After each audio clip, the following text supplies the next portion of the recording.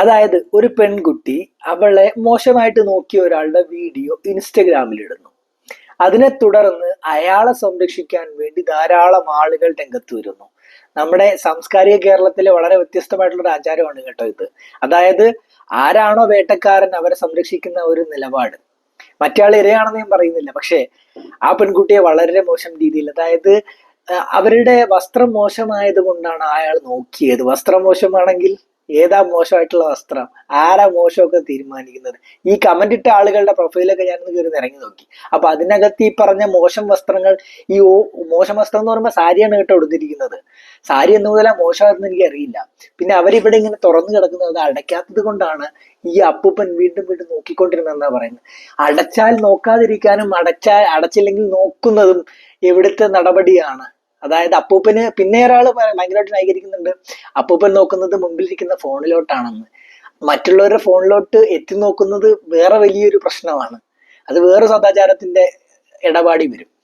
അപ്പോ ഈ പെൺകുട്ടിക്കെതിരെ ഭയങ്കരമായിട്ട് മോശം ക്യാമ്പയിൻ ഈ പെൺകുട്ടിയുടെ പ്രൊഫൈലിൽ കയറിയിട്ട് ഈ പെൺകുട്ടി മുൻപ് ചെയ്ത റീലുകൾ, അതായത് ഉടുപ്പിനിറക്കമില്ല എന്നൊക്കെ പറഞ്ഞ് കുറെ ടീംസ് വീഡിയോ ആയിട്ട് ഇറങ്ങിയിട്ടുണ്ട്. ആ ടീംസിനോടൊക്കെ പറയാനുള്ളത്, അവരെന്തിടണമെന്നും എന്തിടണ്ടെന്നൊക്കെ തീരുമാനിക്കുന്ന അവരാണ്.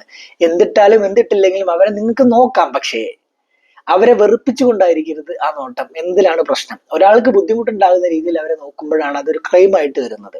ആ ക്രൈം അവിടെ ചെയ്തത് കൊണ്ടാണ് ആ കുട്ടി അത് വീഡിയോ എടുത്ത് ഇൻസ്റ്റാഗ്രാമിൽ അപ്ലോഡ് ചെയ്തത്. പെൺകുട്ടിയെ മോശമായിട്ട് ചിത്രീകരിക്കുന്ന മുമ്പിലുള്ള സ്ത്രീകളാണ് കേട്ടോ. ഞാൻ തെരഞ്ഞപ്പോൾ അതിനകത്തുനിന്ന് ഹൈക്കോടതി വക്കീലന്മാർ വരെ ഉണ്ടെന്നുള്ളതാണ് ഏറ്റവും വലിയ രസം. അതായത് സ്ത്രീകൾ തന്നെ സ്ത്രീകളെ വേട്ടയാടാൻ ഇറങ്ങിയാൽ, ഈ പറഞ്ഞ വേട്ടക്കാരായിട്ടുള്ള പുരുഷന്മാരുടെ പുറകിൽ അണിനിരക്കാൻ നിന്നാൽ ഇവിടെയുള്ള സ്ത്രീ ശാക്തീകരണക്കും അധികകാലം മുമ്പോട്ടൊന്നും എനിക്ക് തോന്നുന്നില്ല.